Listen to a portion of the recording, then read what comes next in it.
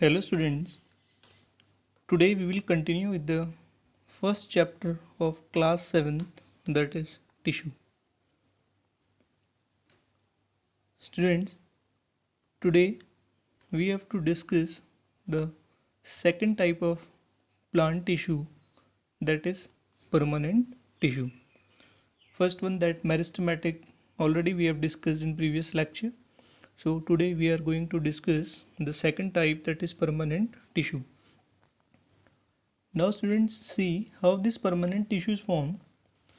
Actually, when the meristematic, the cells of meristematic tissue, they have attained the maturity and they stops dividing, they ultimately changes to permanent tissue. So these cells, they are derived from the meristematic tissue and normally they do not divide. As you know that the cells of meristematic tissue, they continuously divide, but in case of permanent tissue the cells, they do not divide. So it is a very important point. Cells of meristematic tissue, they divide, but the cells of permanent tissues, they do not divide. Now see, there are some certain characteristics features of permanent tissue. These are the cell wall. This permanent tissue, the cells may be living or dead. Cells may be living or dead, means it is formed of cells which are either dead or living.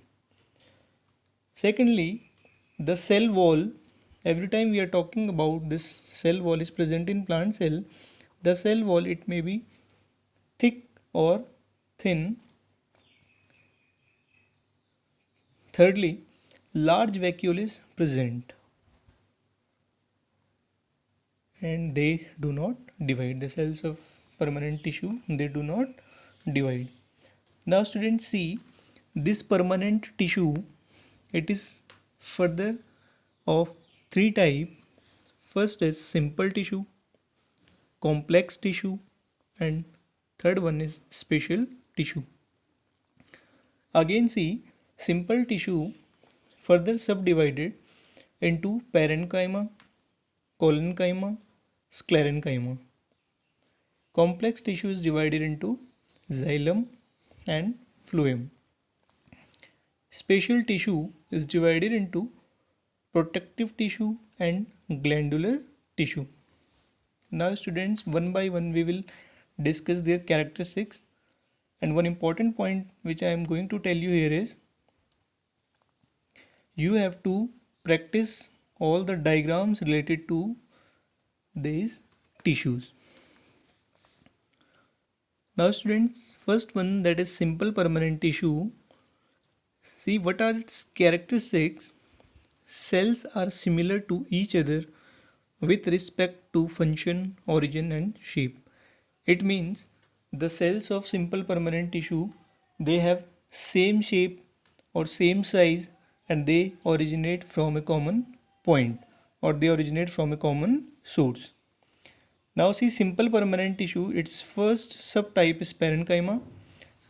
You can see a diagram and you have to practice these diagrams. You can easily see here the cells are oval, they may be spherical or polygonal. Now see, it is nucleus. The cytoplasm, it lies on the periphery. Periphery means side. A large vacuole is present, you can see here, and space. See, one cell, two cell, there is space between two cell. So we can say cells are loosely packed and intercellular spaces are present. Occurrence, these parenchyma cell or parenchymatous cells, they occurs in the cortex of stem and root. They are easily found here in the stem and root cortex. Now see what are its function. This parenchymatous tissue, it helps in storage of food in form of starch, fat, etc. Means it acts as a storage tissue. Second, it stores water and it gives strength to the plant. Now see, It is storing food also, it is storing water also, and it is giving the strength to the plant body. Now students, see second subtype of simple permanent tissue is collenchyma. Collenchyma. Collenchyma. Now see what are its characteristics. See students, I have made these points in order to make it easier to learn. Now cells are elongated. You can see here cells are elongated. Elongated means they are pointed. Cells, they are closely packed. You can see here they are closely packed and there is no space between cells. Cell wall is thin and it is made up of cellulose. You can see this is the cell wall, and cell wall is made up of a chemical substance which is known as cellulose. You can see you have to practice these diagrams. Now see what is the function of this collenchyma. It provides mechanical strength to the plant. It also helps in storage of food, and it helps in elongation of organ during the growth of plant. Means it helps different organs to elongate. The third type of simple permanent tissue is sclerenchyma. Now see, this is the diagram of sclerenchymatous cells. You can see here one difference. These cells, they have narrow lumen. Lumen is hole. Now what are the characteristics? You can see here thick walled dead cells. They have cells which are dead and they have thick wall. The cell wall is lignified, means the cell wall is composed of a chemical substance which is known as lignin. It occurs inside xylem and phloem, so it can be seen inside the xylem as well as phloem. Now see what are the functions of sclerenchyma. Forms protective covering over seeds.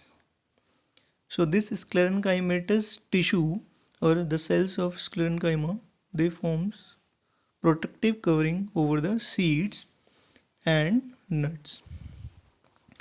So seeds and nuts are protected by sclerenchymatous tissue. Now this flax, jute, coconut, all these are sclerenchymatous tissue and they are commercially exploited. Commercially exploited means we export them to different countries, as well as we utilize it in making of different items. Now students, today your homework is you have to learn characteristics of types of simple permanent tissue, as well as you have to practice all these diagrams. Thank you.